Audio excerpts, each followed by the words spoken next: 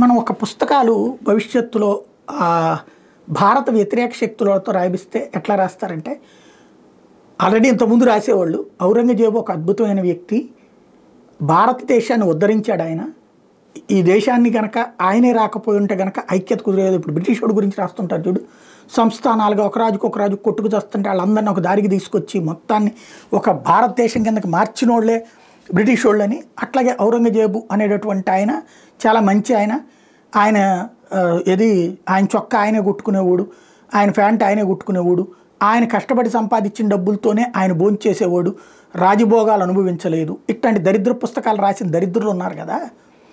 ఇట్లాంటి ఈ దరిద్రుల యొక్క దానికి ఇన్ఫ్లుయెన్స్ అయినటువంటి మహారాష్ట్రలో ఉన్నటువంటి ఒక ఎమ్మెల్యే, సమాజ్వాదీ పార్టీకి సంబంధించినటువంటి ఎమ్మెల్యే వాడినటువంటి పదం ఇప్పుడు పెద్ద సంచలనమైంది.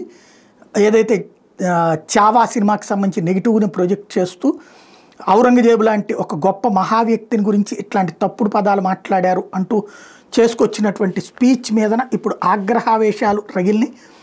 చివరికి ఒకప్పుడు ఈ శివాజీ బొమ్మతోనే పుట్టి పెరిగినటువంటి ఉద్ధవ్ థాకరే వాళ్ళ నాన్న బాలాసాహెబ్ థాకరే ఆ శివాజీ పేర్లనే మొదటి నుంచి తలిచేవాడు.